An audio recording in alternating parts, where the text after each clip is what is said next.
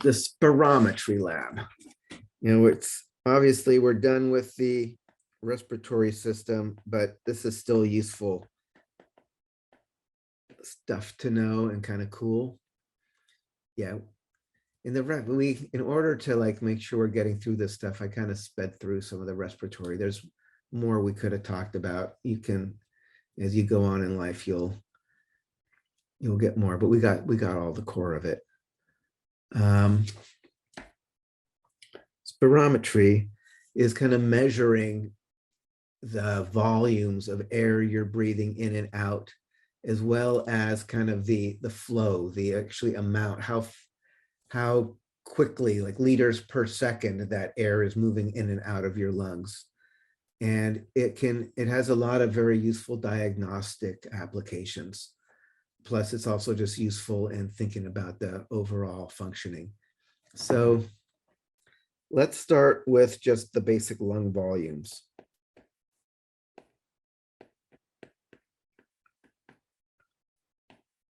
And then I'll get into flow. So lung volumes, which are always measured in liters. The convention is as you're breathing out, things go up. When you're breathing in, things go down. When you're breathing, breathing in things. So this is like kind of the volume in your lungs.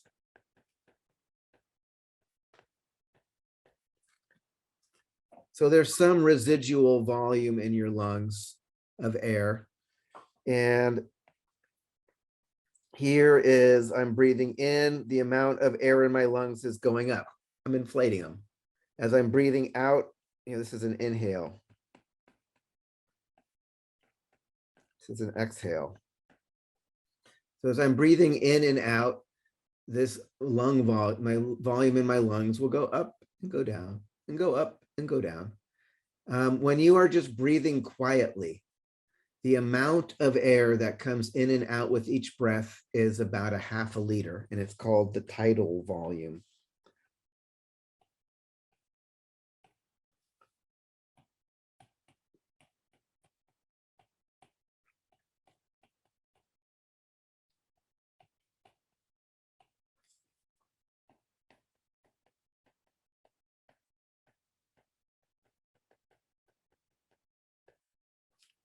So V sub T, or tidal volume, is just the quiet breathing. Like when you forget you're breathing, like right now you all of a sudden are thinking like, oh yeah, wait, I'm breathing.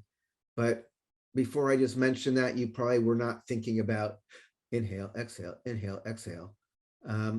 That amount of air that just kind of comes in and out with each breath is about 1/2 liter. Not all of it makes it down into your alveoli, right? We talked about all that dead space. There's about 150 mils of dead space.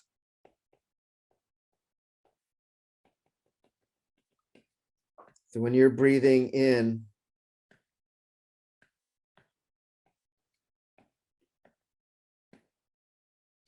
about that, of that 1/2 liter, about 350 mils of it are ending depth in actually your alveoli, and about 150 mils is just stuck in all of the conducting zone.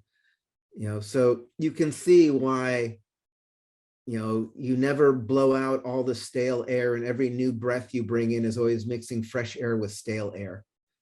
That's part of the reason why the partial pressure of oxygen in the alveoli was only like 100, even though the partial pressure of oxygen in the atmosphere, the atmosphere, is much higher than that. It's also why birds' lungs are so much more efficient than ours, right? You can have a bird flying up across the Alps in these really high altitudes at literally at air pressures that we can't survive at, and yet they can still extract oxygen from the air and power their muscles and fly around. And they do it because their lungs are really different than ours. They have these one-way ticket through they're called parabronchi instead of alveoli. It's actually, if you want to see something cool, learn about bird lungs. They're so much better than ours. They're just so much more efficient at pulling every last bit of oxygen out of the air compared to our lungs. Like a little sparrow up on Mount Everest would just like, wow, what a view. Whereas you will turn blue and die. So anyway.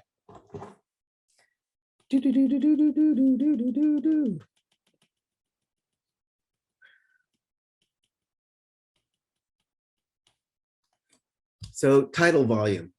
So obviously, when you need to, you can suck in a lot more beyond a normal inhale. So that is called the inspiratory reserve volume. If I breathe in, but then I breathe in beyond that. So it's the amount above a normal inhale. This is going to be the inspiratory reserve volume.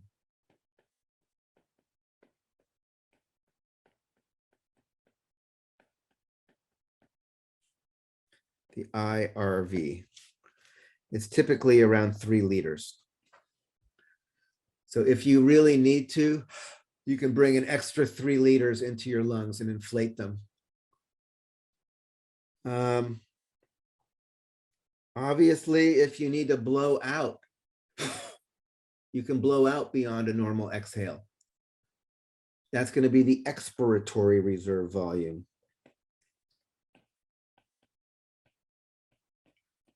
The amount below a normal exhale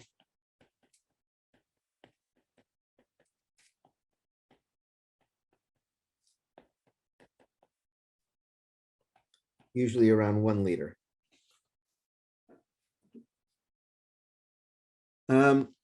There is always going to be some air that is in your lungs and in your respiratory passages that you can't blow out, right? You don't blow out until your alveoli are completely deflated and flat.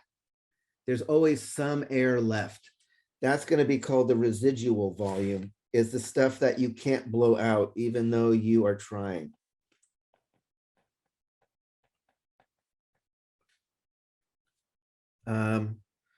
Usually I think it's, yeah, so even when you blow out every last bit you can as your expiratory reserve, there is still some residual volume left in that you can't blow out.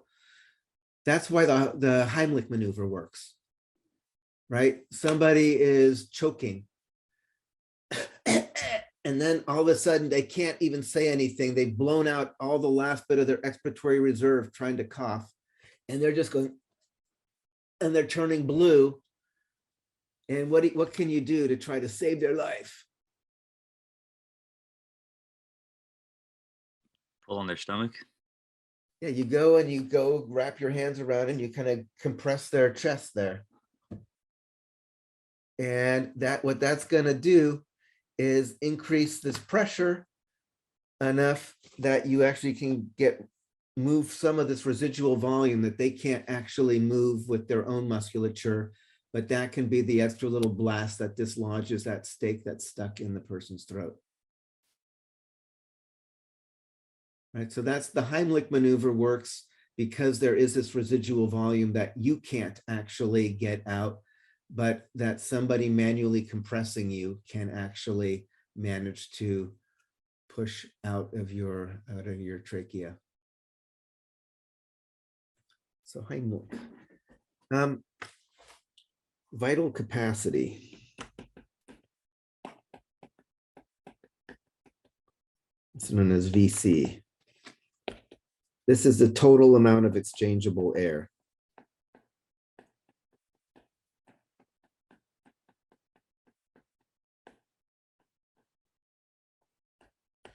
It's just going to be the sum of all of these. It's going to be your IRV,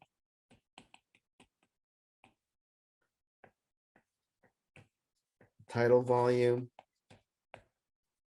and this expiratory reserve. So the vital capacity is just The most you can breathe in to the most you can breathe out.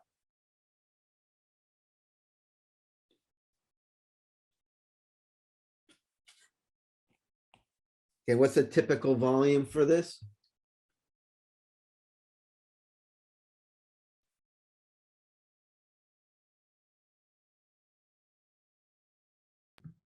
Four and a half liters. Almost.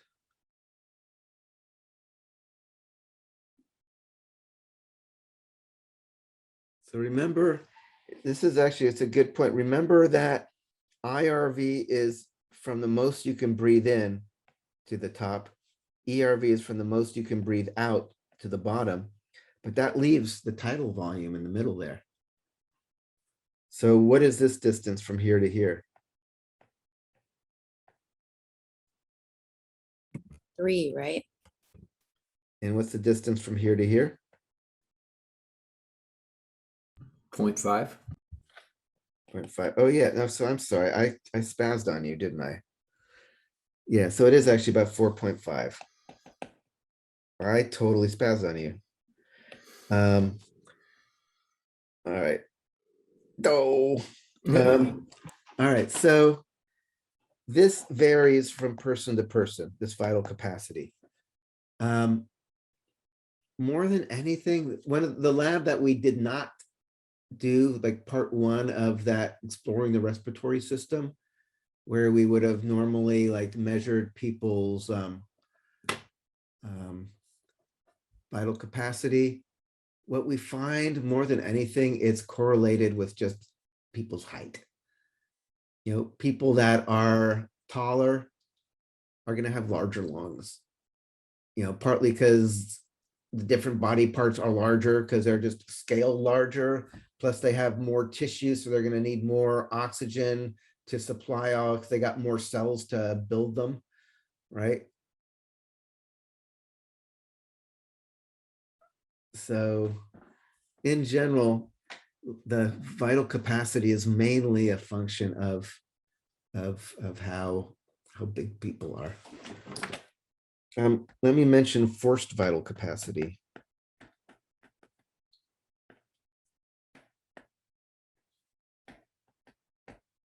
So forced vital capacity is when you really do your best. You breathe in as much as you can, and in one shot, blow out as much as you can. So this is called forced because you're really like blowing it all out as fast as you can. So obviously this is this inhale to the top of your IRV, and you're blowing out until you've blown out all the way to the end of your FVC, your forced vital capacity. So this total volume here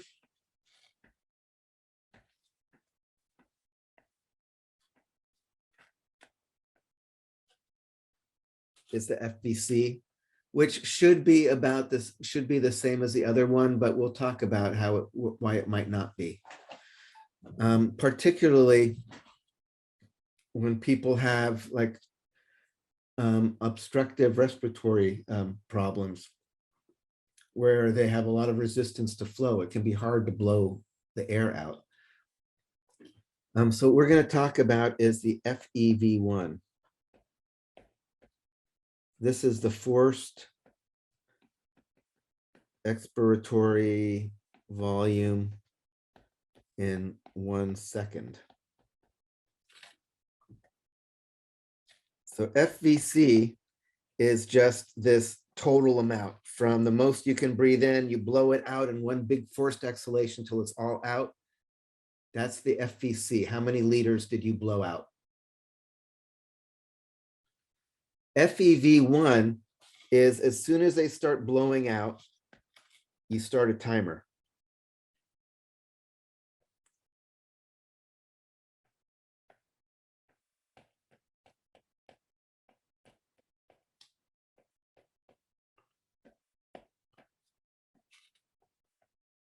It's like once they started blowing out, what volume, how many liters did they get out in the first second that they were just blowing as hard as they could.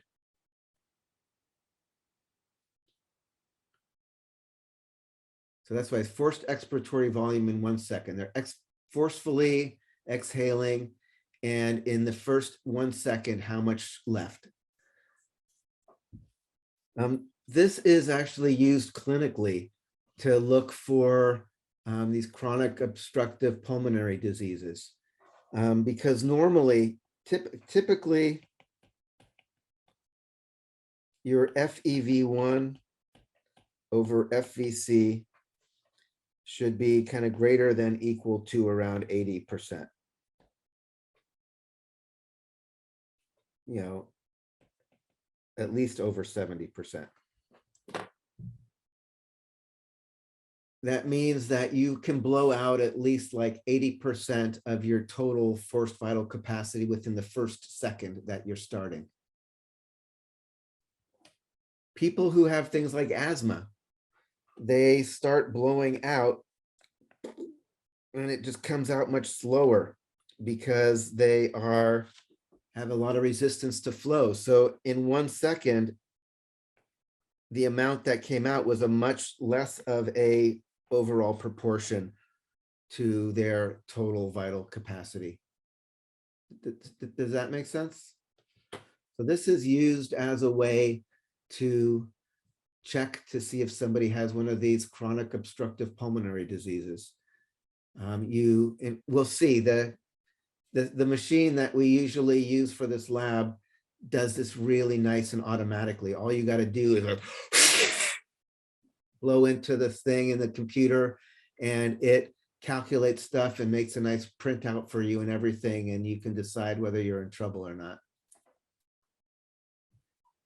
So that's going to be part of the lab, actually. I think we have Becky, who's now retired, but is going to show, we're going to do this on her, and you can see if she seems to have any problems with the resistance in her normal breathing.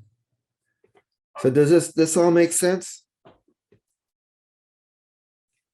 Okay. The last thing we need to talk about is the idea of the flow of your breath rather than the volume in your lungs.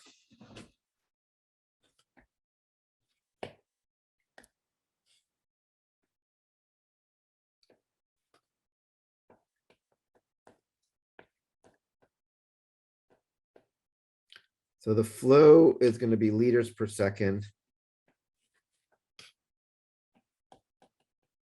Volume is going to be in liters. So flow is going to be also, the convention is negative flow means air is leaving. Positive flow means air is being inhaled.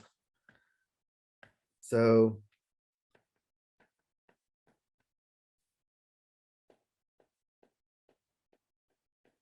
and if I'm at 0, what does 0 mean?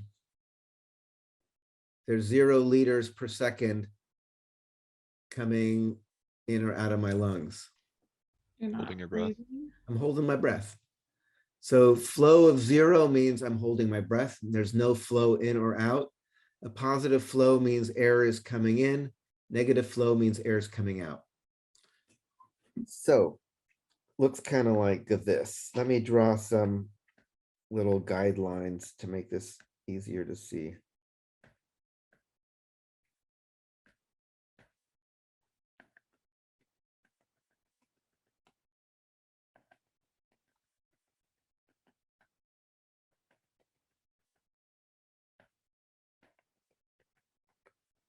They want you to kind of see the relationship between these two.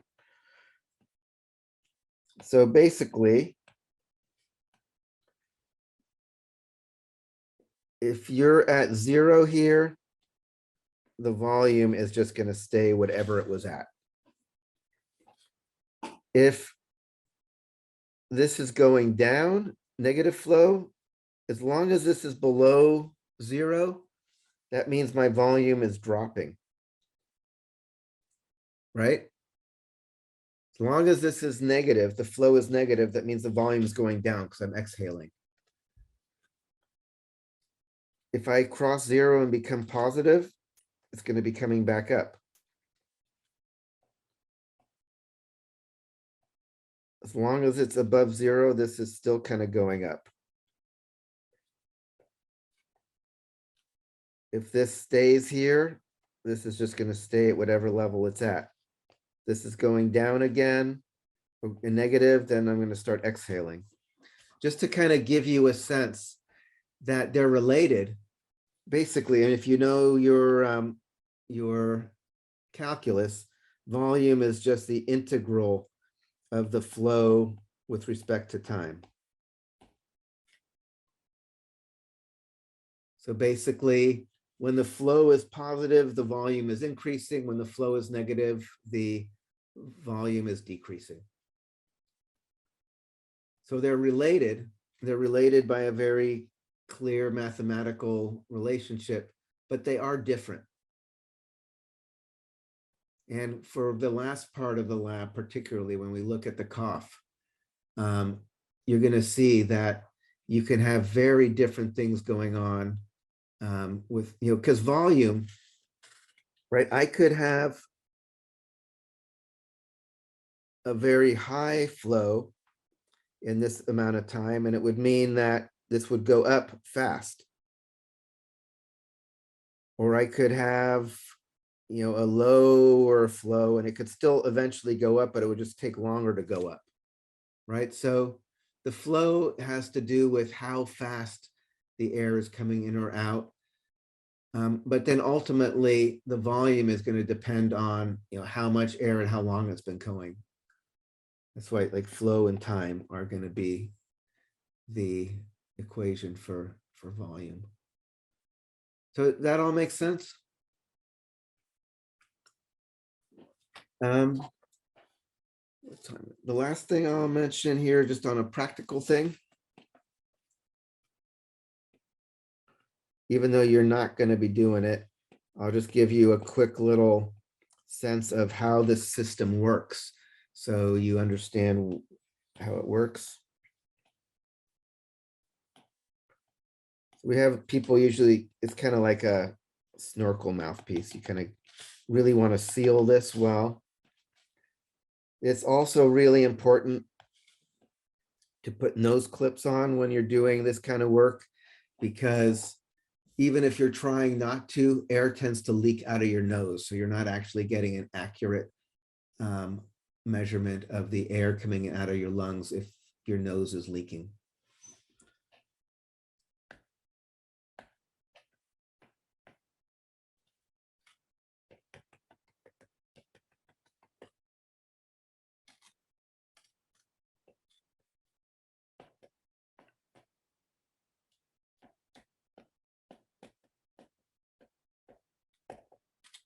So there's a thin little screen in this thing that has light resistance, which is known, which we just call R.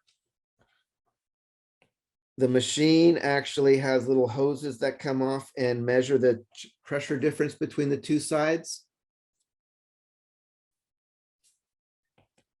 This is measured by the computer or by the little thing we attach to the computer. So then it's easy, right? Flow is just going to be the pressure over the resistance. So the computer can calculate the flow by measuring the pressure difference and knowing the resistance. So that's how the system works. It's just this little thing you stick in your mouth, you're breathing through this little screen, the computer measures the pressure drop across the screen, and you can calculate what the flow is. One of the fascinating things, though, if I breathe in, let's say I breathe in 1 liter of air,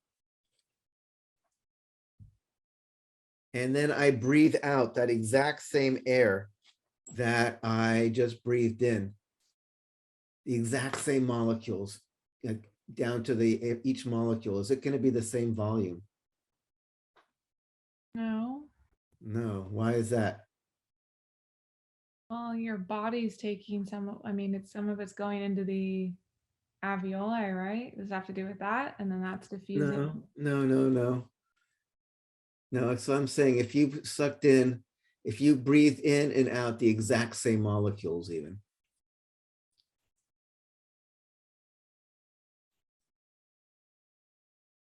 What happens to, Is that because the volume is decreasing because you're blowing out? no, in fact, the volume is going to increase. So what happens? How is exhaled different from inhaled air we saw in our lab? The amount of oxygen or carbon. Yeah, so one we saw it had more carbon dioxide when you exhale. What else is different about it when you exhale? Oh, it's warmer. It's warmer. So what is the relationship? Remember ideal gas law, PV equals nRT, right? Everybody, this should not be brand new to y'all. What happens to the volume? If temperature goes up for an ideal gas, what happens to the volume? It increases. It increases. So if you take the exact same amount, that liter of gas, and it just warms up in your body and you just breathe out the exact same air, it's going to have a larger volume because it's warmer. So you get this thing where as you do this, it walks. You breathe in a liter, you breathe out a little more than a liter. You breathe in a liter, you breathe out a little more than a liter. You breathe in a liter, you breathe out a little more. So it tends to walk downward because every time you exhale, you actually have a larger volume because it's warmed up the air that you breathed in. The system actually does allow you to correct for that and do this little, but we don't usually do it because it's not worth it. We can get good enough results without correcting for this. But this is like one of the sources of variability when you're trying to do spirometry, is just by warming up the air, you're changing the volume of the same amount of gas, which is it's kind of fun when you think about it. So that all makes sense? Okay. So what we're going to do now, there's going to be 3 parts to this. Let me get on a new sheet.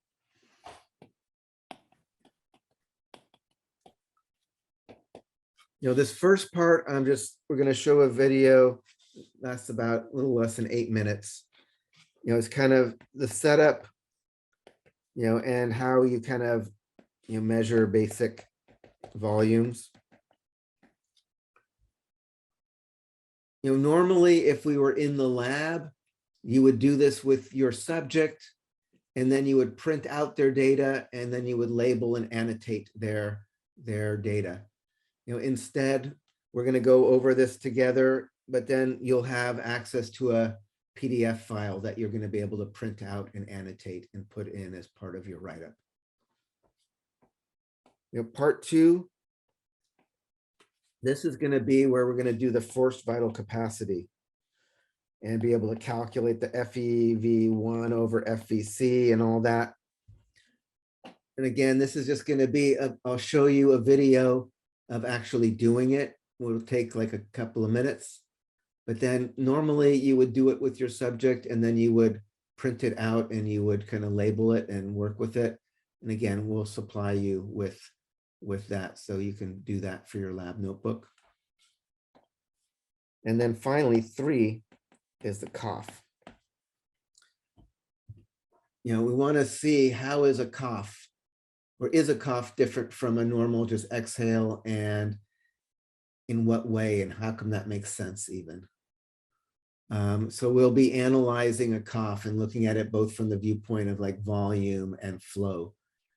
And again, so this will also be just a few minutes of a YouTube video for you to like see what we did. But then we have some PDFs that you can use to actually do with your write-up.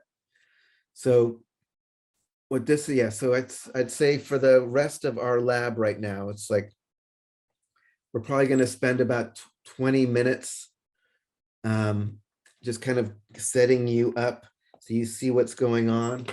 But then, for the rest of the lab period, I'll stay here and we can talk about things if you want to, but otherwise it's going to be more about you kind of printing out stuff, and because, you can't really annotate your your data sheets unless you have them actually printed out there. So let's do it.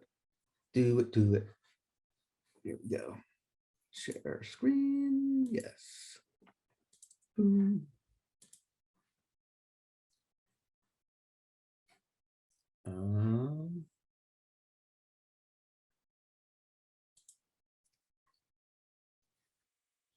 Modules.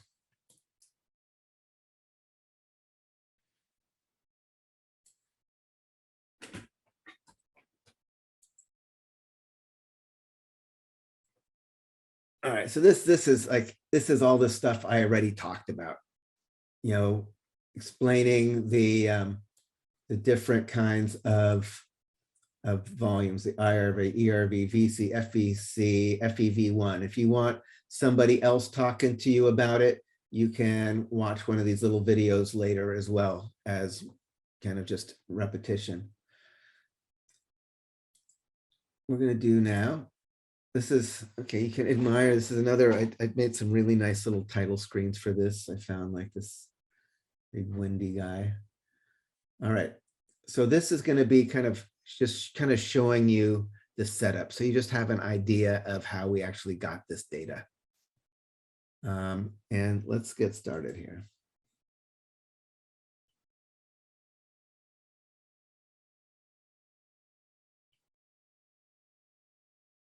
All right, so here we're going.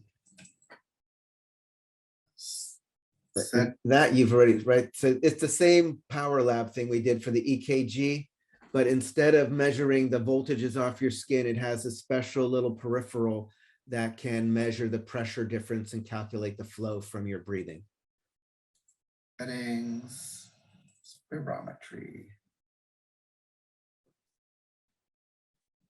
And here on the top, we've got where to focus is the flow rate. So with positive flow, meaning air is being sucked into your subject, and negative flow, meaning that air is blowing out of your subject. And below is the integration of flow, which is the volume in liters, which we will see increasing as the lungs inflate, and we'll see decreasing as the lungs deflate. All right, and so when you're looking at these printouts, make sure you pay attention to whether you're looking at the top graph, which is the flow, or the bottom graph, which is the volume. Because again, they both look kind of similar. They're going up and down as you breathe in and out, but they're different things. And depending on what particular part of the lab you're looking at, one or the other might be the one you actually care about. So don't accidentally switch or confuse those. Remember that the top graph is the flow, the liters per second coming in and out of your lungs, whereas the bottom is the volume in your lungs at any moment. Here we have our subject. This is the mouthpiece hooked up to the little filter. This filter is the only disposable part of the system. At the end, we'll throw away the filter, but all the rest will be sterilized and reused.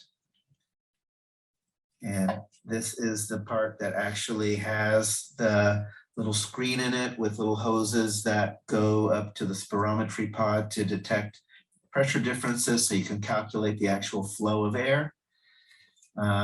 Tubes facing upwards, so any condensation does not pour down into the system.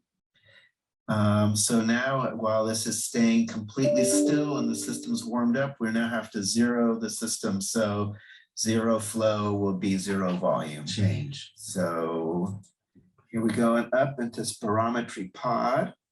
Yeah, I can speed up. You don't need to worry about this because we are not gonna. And clicking on zero.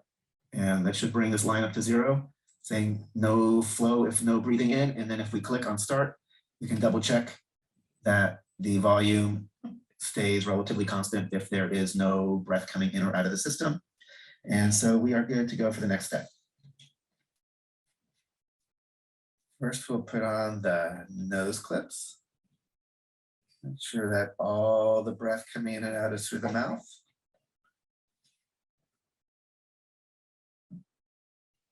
Obviously, it's a little awkward. It takes a little while to start breathing normally. As we have our subject, we're going to see our subject breathe in strongly, and we'll see what happens to the direction it's going up, and have her breathe out, blow outward. We see the volume goes down. That is what we want to see. And so now, as she continues breathing, notice that there's a lot more dead space because of this tube. So you probably have to breathe deeper to actually feel like you're properly ventilating. Right, because you're mixing a lot more stale air with the new air, because it'd be like your trachea is twice as long. So there's a lot more stale air mixing with the fresh air. So you're probably going to have to breathe in deeper amounts. Your tidal volume is probably going to be higher when you're breathing in through this thing than normal. See the top, which is as she breathes in, the flow is going positive. When she breathes out, she hold your breath for a moment. Then there's zero flow, meaning that there's no air coming in or out. Breathe in, or that's breathing out, and breathing in goes up and down. So you saw that with, yeah, at this point, let's stop again. All right, so here we're gonna have our subject just breathe easy. And if we go look here,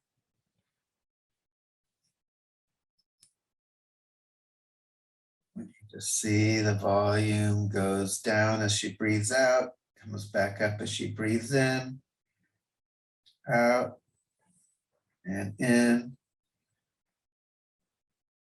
And now what we're gonna have our subject do an inspiratory reserve. So she's gonna, on her next inhale, she'll just breathe in as much as she possibly can.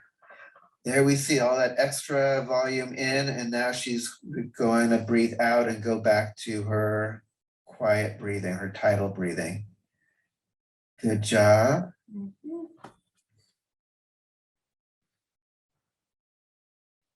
Then we also saw another function of the respiratory system, which is vocalization. All right, so now we still see our subject doing the quiet breathing. What she's going to do now on her next exhale, she's going to continue past the normal exhale till it's all out, the expiratory reserve. Oh, there she goes. And no, she's back to normal breathing there. See, an expiratory reserve is typically not as much as an inspiratory reserve, but we see that it's down lower than a normal. So this is looking good. Let's give this a pause. All right, let's just go from the trough to the peak of just a quiet breath, and we look at the volume here. So you actually are going to need to know these numbers. So you can either kind of write them down now as we're going, or when you can come back where to find them. But when you annotate, so basically we have printouts. So this thing that's on the screen right now is available as a PDF in this module. And what part one of this lab is to print this out and actually draw on the page and make sure you really understand where is the inspiratory reserve, how do you measure it, from where to where, and then also give it the value that we find from her data here. So the marker, you remember the marker from doing the pulse speed stuff. It's the same basic idea, but here we're going to go from wherever the marker is, and we can look at the distance and look at the volume. The volume difference. You can see it says about 0.73 liters. Now, right, so that's her tidal volume, right? If you just go from the 3 liters to the peak there, you see from the trough to the peak of a quiet breath, right? That's a tidal volume.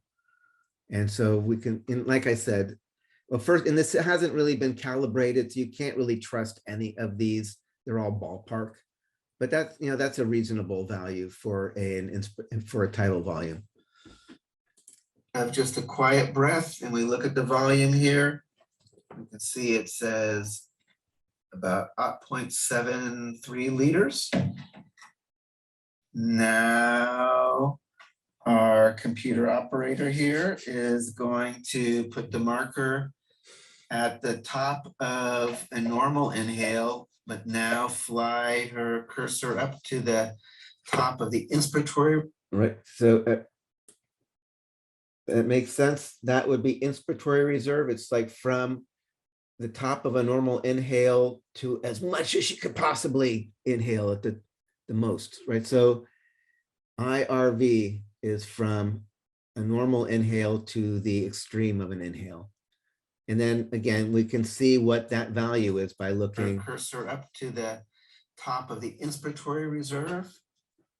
And we can see that it is about 1.4 liters of volume above a normal inhale. Now our operator is going to take the marker and put it right at the bottom of the exhale. We're going to just do it there even. And then go to the bottom of the expiratory reserve. And we can look at the volume again.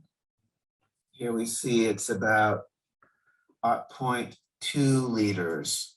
So one thing, people sometimes get confused about the signs.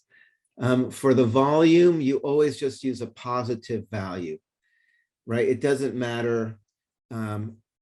We just care, it's like for expiratory reserve, it is what is the amount you can breathe out.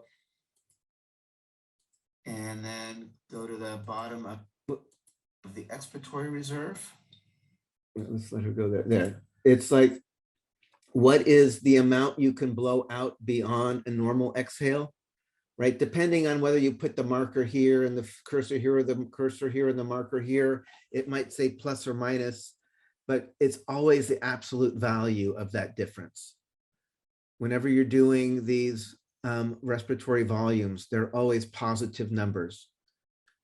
So like when you are going to ultimately add them up to get the vital capacity, make sure that you use positive numbers for all of these things, right? It'd be plus 0.7, plus 1.4, plus whatever we just found here. And we can look at the volume again. Here we see it's about 0.2 liters. Note that we did not actually calibrate this system, so these volumes are not necessarily accurate. They are just representative. Okay, so there we have all of her main breath volumes. For her vital capacity, it would just be a sum of all three of those. Okay, so does that make sense? So for your lab notebook, there is a printout of that. It's right here. And what I want you to do is print it out, and on this actual page, make sure that you annotate it. Use your pen to show, like, how do you measure IRV on this thing from where to where? Where is tidal volume? Where is expiratory reserve? Give values based on what you saw in that video. And then also you can calculate the vital capacity based on that as well.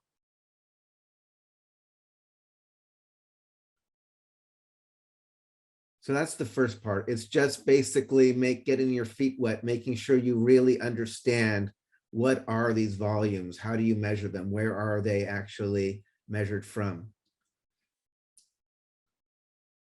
All right, so that's that. The next part is going to be this pulmonary functions test, where you're looking at this forced vital capacity. So I'll show you this video. This is only going to be like 2.5 minutes, and then I'll show you kind of the data that we get from this.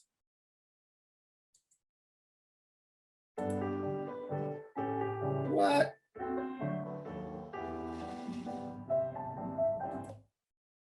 kind of lame. They're like monetizing my freaking video. That's not right. I should get money for that.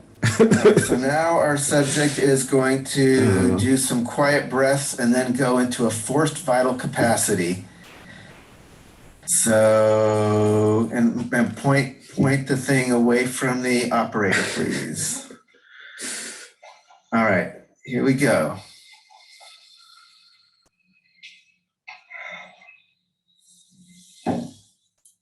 So notice she's bending over to try to completely compress her abdominal, chest cavity to get every last bit of air out for this vital capacity. So she breathed in as much as she could and breathed out every last bit of air possible for her. Right? That's what a forced vital capacity is. One shot. Get it all in as much as you can and then get it all out. And then back into some quiet breathing. And if we take a look at the volumes here on the screen, we see a beautiful pattern of the tidal breaths, followed by an inspiratory reserve, directly followed by the expiratory reserve back into quiet breathing. So we can now pause this. Right, and do you see? So quiet breathing going up and down, sucks in as much as she can, and then in one shot blow out as much as she can. And this is the end of their expiratory reserve, and then back into quiet breathing. And then what you can do, this system lets you just select this little region, and it has an algorithm that will figure out what's what and will analyze it for you. And so that's what the next part of this video shows, is just how the computer analyzes it and select some in leading breaths and outgoing breaths. And then that's perfect. Now we are going to go into, actually you can tell on the flow, when she was sucking in as much as possible fast and blowing out as much as possible as fast, look at the magnitude of the flows. Notice the flow is much higher negative number when she's blowing out really fast. The inward flow is a much higher positive number than quiet breathing when she's sucking in really fast, right? So the sign is whether you're sucking in or blowing out, but the magnitude of how negative or how positive is how fast the air is coming in or out, right? So the flow here is indicative of not just which direction, but like how many liters per second are moving. To the data window. And then we have this beautiful picture here, which you will have access to. Print. Yeah, so we're going to print this, and the values we'll be able to get off of the report, which we will get in just a moment. So you are going to print this out as well. And the different values for FVC, for FEV1 and stuff like that are on this. You don't have to actually, it's on this, what's called the report, which we'll show you in a second, the data report. So you'll get the values. What was the peak inspiratory flow, the peak expiratory flow? What was the volume for forced vital capacity, etc. We'll show it to you in a second. So this is showing the peak inspiratory flow and peak expiratory flow, as well as the volumes for forced vital capacity and forced expiratory volume in 1 second on the bottom. Okay, so next report. Now the report. And this we will also have for you. This is the actual values which you can use to add to that previous graph. Right, you don't actually have to print this out. You can just use this information to annotate that other picture, right? It has the peak inspiratory flow for the upper graph, like what was the 2.5 liters per second when she was sucking in as hard as she could. Peak expiratory flow was 3.6 liters per second when she was blowing out as fast as she could. force vital capacity 2.14 liters, FEV1 1.5, and here's her FEV1 over FVC. Again, this is the thing that's really important to pay attention to. Remember I talked about this is this indication. So 72, should she worry? A little, yeah. A It should be little. higher, right? It should be, it's probably not too bad. Typically, it's nice to see it more around 80, but 70 isn't that bad. If it was 50 or something, she would really worry.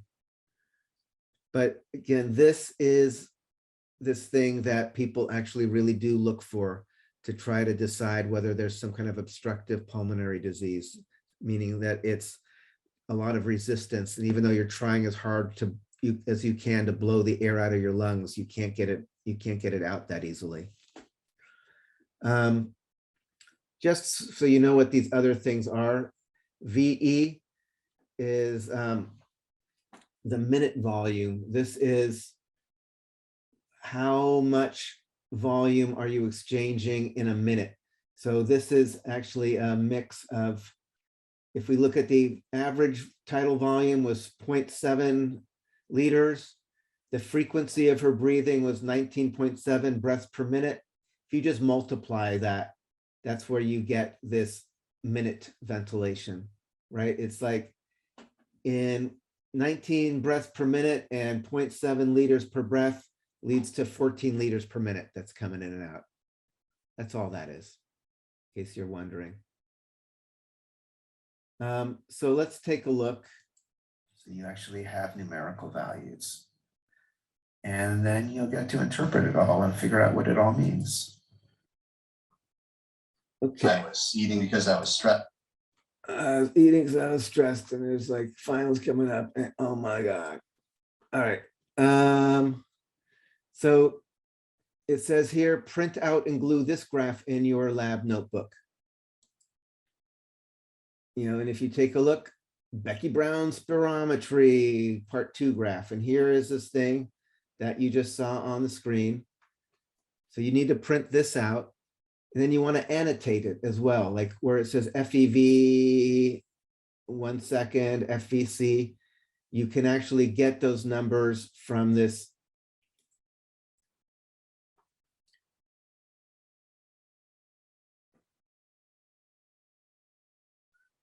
You know, this thing, which you also saw. So here are the numbers that you can use to annotate. And again, make sure you interpret. Don't just put this number down, but make sure you talk about what it means or why we care. So the last part of this is coughing. And so the basic idea is just have your subject cough and see what it looks like and see what you find. So I'll show you the video for that one, and then we will be done.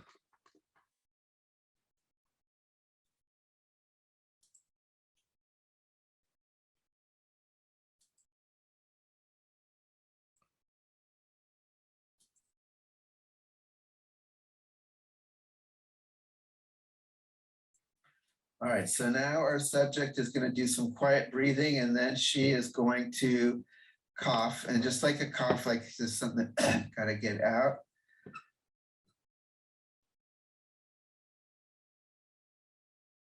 She's breathing.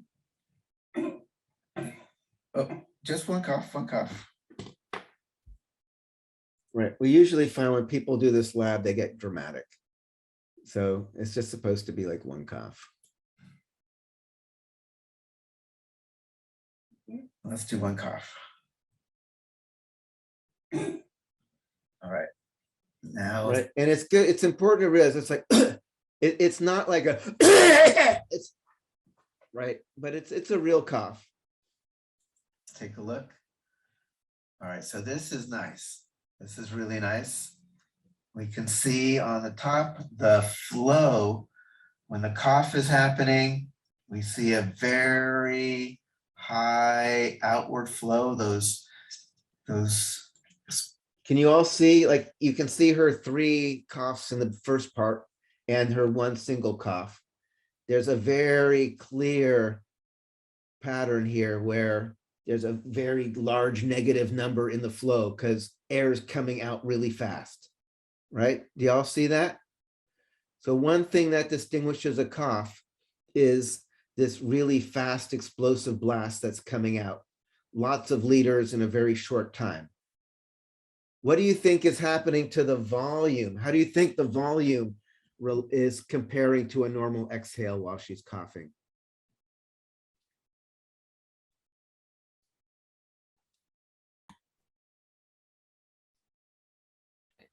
Decreasing dramatically.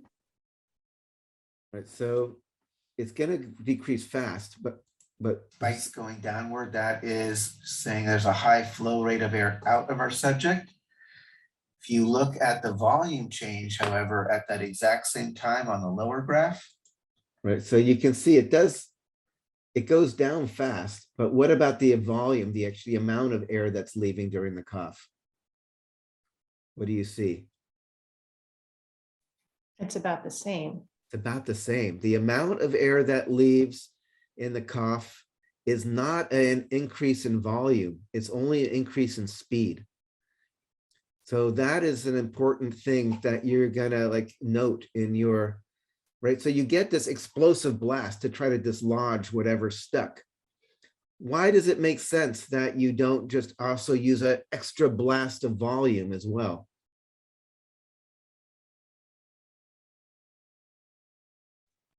We're saving that for a sneeze.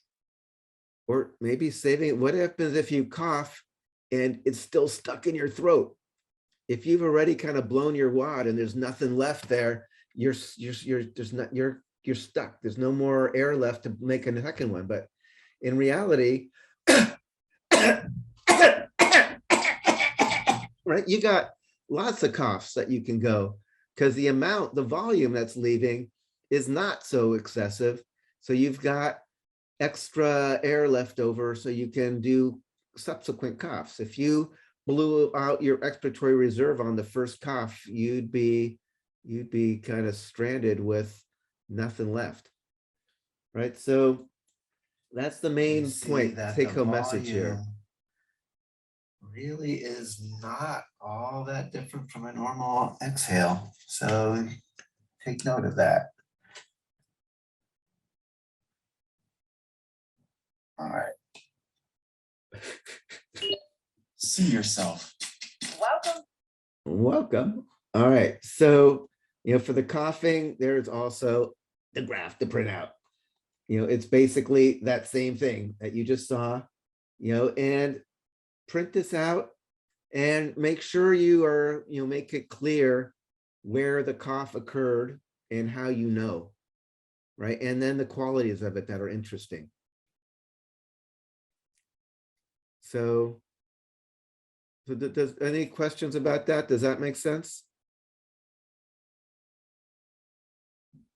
All right, so you've got 15, 16, 17 minutes.